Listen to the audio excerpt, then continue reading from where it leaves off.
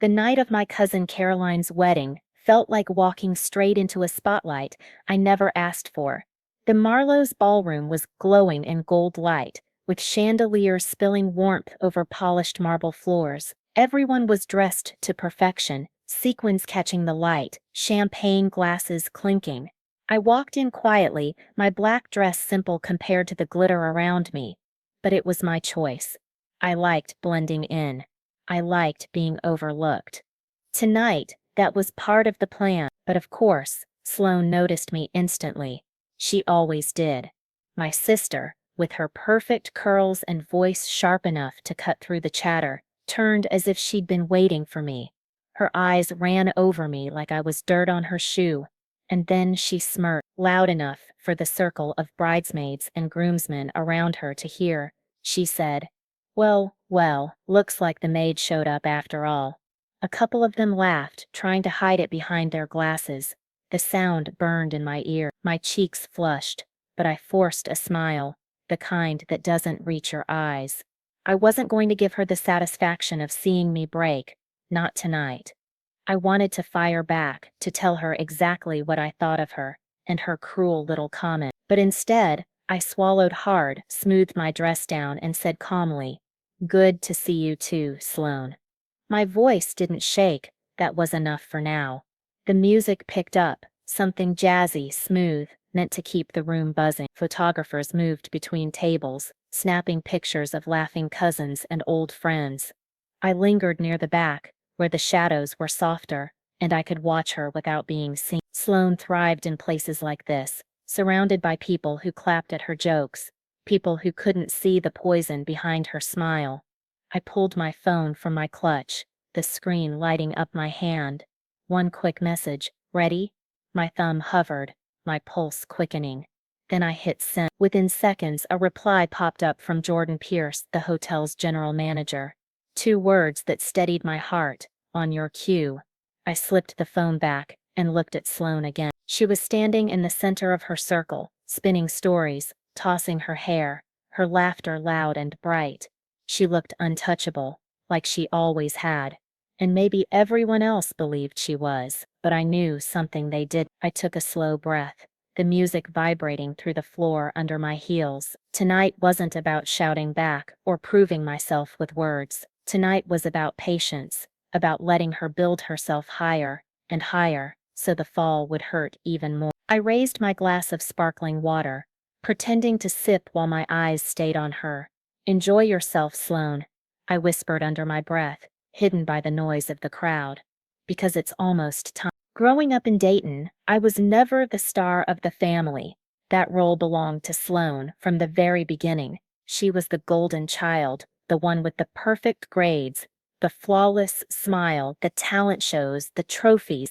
Everyone loved to point at her and say, "That's Sloane Hart's little sister." I was always the shadow trailing behind her shine.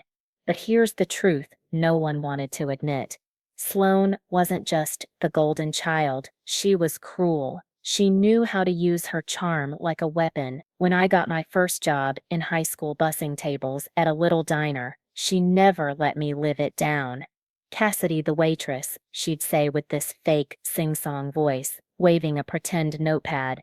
She'd snap her fingers and laugh. "Don't forget to refill the coffee, maid." Everyone around her laughed too, because no one wanted to be on her bad side. And me? I just kept working. At the diner, I learned how to read people. Their moods, their little habits, what they needed before they even asked. I started to see a world bigger than Sloane's shallow insults. There was something satisfying about it.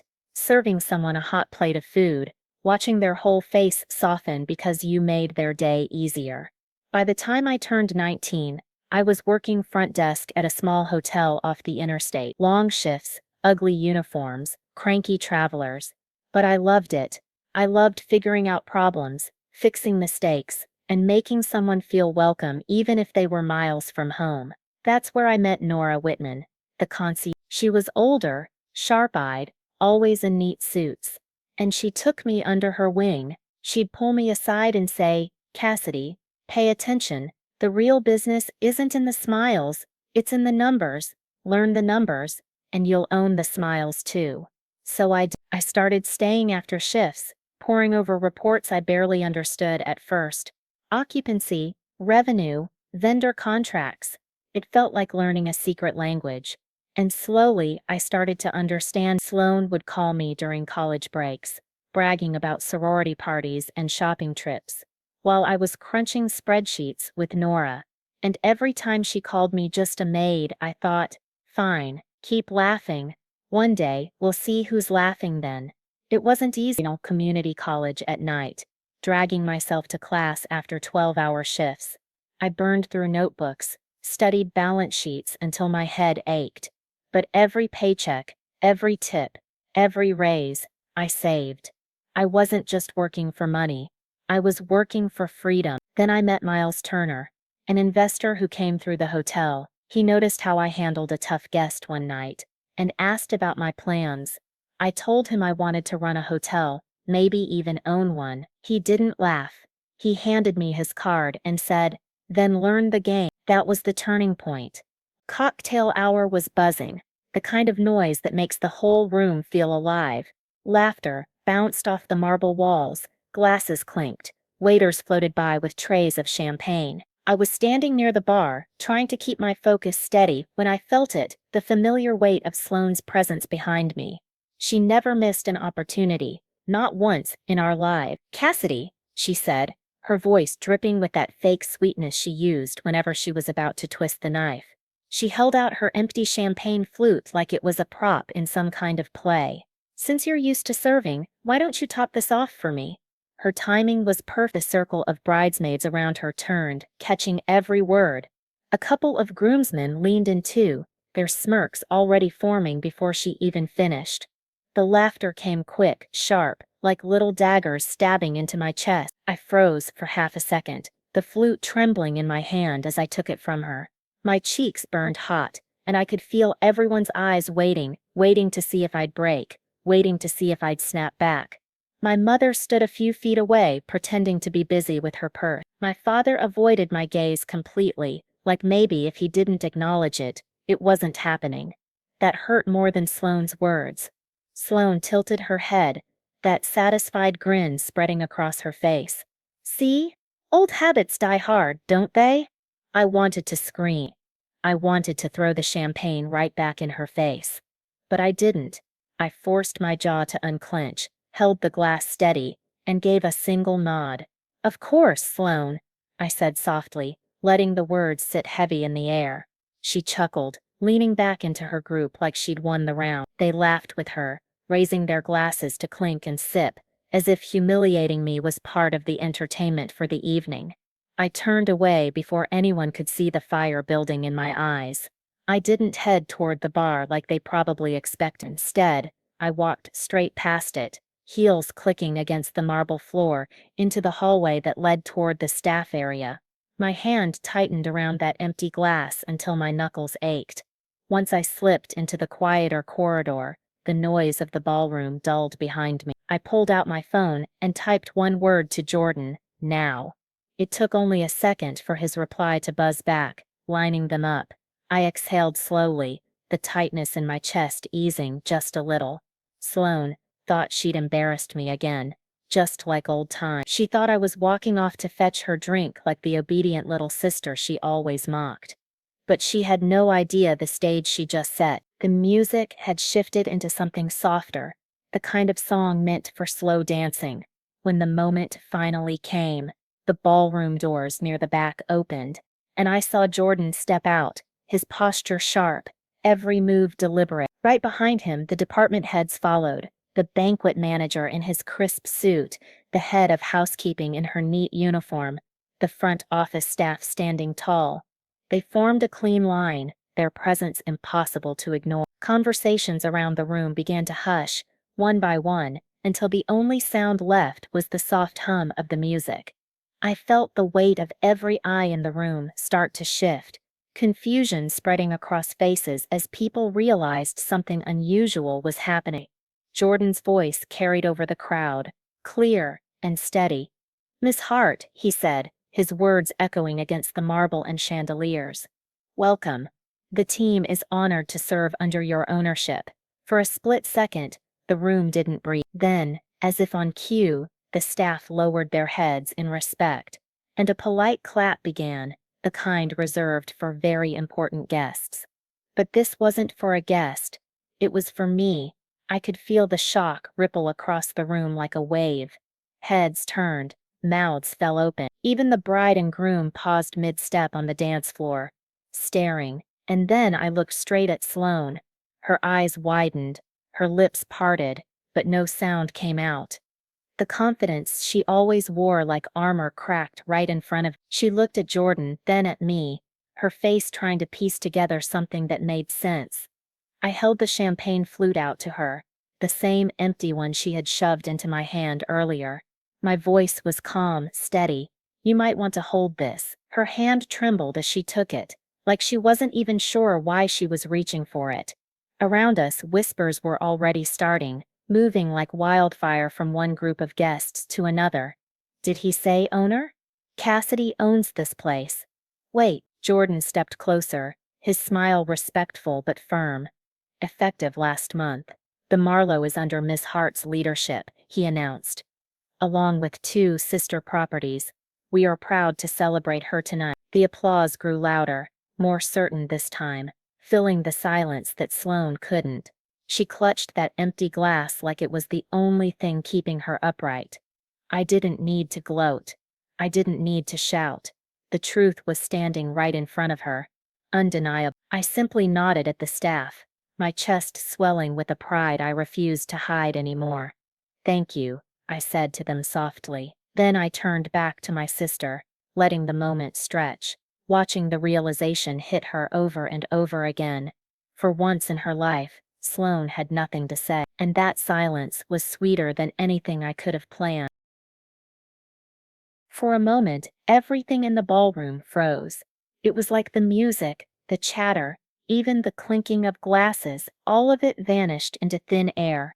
All I could hear was the sharp crack of glass hitting marble. Sloane's champagne flute slipped from her hand and shattered at her feet, the sound slicing through the silence like a blade. Every head turned. A collective gasp moved through the room, and then whispers began buzzing like bees, quick and restless. I didn't move. I didn't need to. I just stood there, letting the weight of the moment hang heavy in the air. Sloane's face went pale, her lipstick suddenly too bright against skin that looked like it had lost all its color. She bent slightly, as if she might pick up the broken pieces, but then stopped, frozen halfway down, realizing it was pointless. Her eyes flicked up at me, wide and panicked. Miles Turner, tall and composed as always, stepped forward from the crowd. His hand found mine, firm and deliberate. "Congratulations, Cassidy," he said, his voice carrying enough for the guests closest to hear. I couldn't be prouder. The murmurs grew louder, swirling around the ballroom like a storm. I caught fragments of it as people leaned toward each other, too shocked to keep their voices low. "She owns the hotel? No way. She's the boss here. Does Sloane know?" Sloane shook her head slowly, like she was trying to wake up from a bad dream. "You?" Her voice cracked. "You're just—" I didn't let her finish. I met her eyes, steady and unblinking. I didn't say a word. I didn't need to. The silence between us said more than any insult ever could. Jordan, ever professional, spoke up again, his tone calm but firm. "As announced, the Marlowe and its sister properties are now under Miss Hart's leadership. Tonight, we are honored to celebrate her presence with us."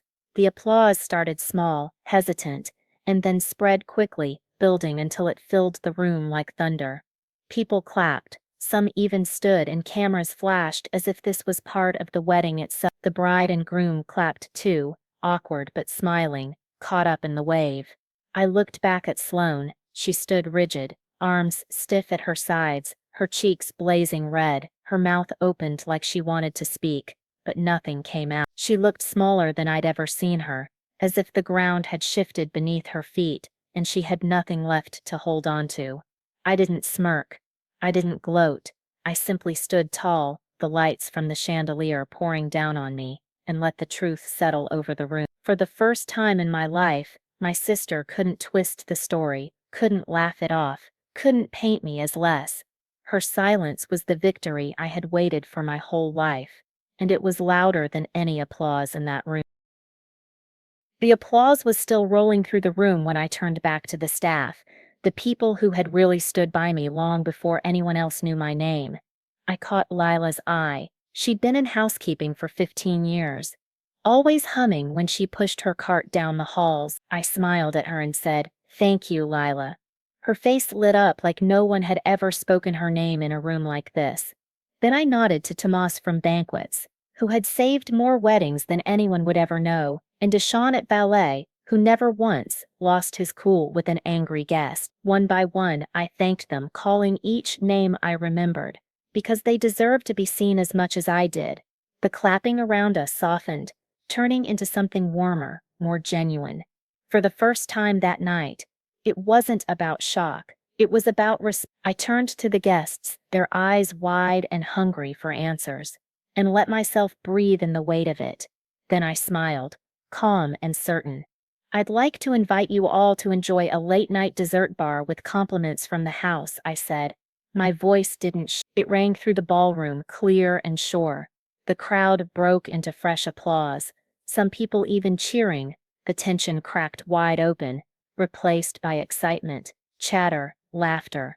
The staff moved seamlessly to prepare, and the energy shifted. What had started as Sloane's stage was now mine. I glanced at her. She was still rooted to the same spot, stiff and silent, the empty flute dangling in her hand like it was glued there. Her eyes darted around, searching for someone, anyone, to back her up, to laugh with her, to turn the story back in her favor. But no one did, not this time. I walked past her slowly, my heels clicking against the marble, every step deliberate. The staff flanked me without a word, falling into step like I had always belonged at the front. Guests parted to make space, their gazes following me, not. When I reached the service door at the side of the ballroom, I paused. For just a second, I turned my head and looked back. Sloane was standing there, frozen in the glow of the chandeliers, her face burning with shame, her grip on that glass so tight, her knuckles were white. I didn't smile. I didn't gloat. I just let the silence stretch between us, the kind that said everything words never could. This was the ending I had waited for, not a screaming match, not a dramatic fight, just the truth, laid bare for everyone to see. Then I turned away, stepping into the warm light that spilled from the hallway. The sound of clapping and laughter followed me, wrapping around me like a victory I had earned one long night at a time. And behind me, Sloane was left exactly where she belonged, stuck in her own silence, with nothing left to say. Thanks so much for listening to my story. If you enjoyed it, don't forget to subscribe, like, and share it. Really helps. I'd also love to hear your own stories of betrayal, revenge, or life lessons in the comments. This is a place where we can connect and learn from each other. More stories are coming soon, so stay with me. And remember, sometimes the sweetest revenge is simply moving forward.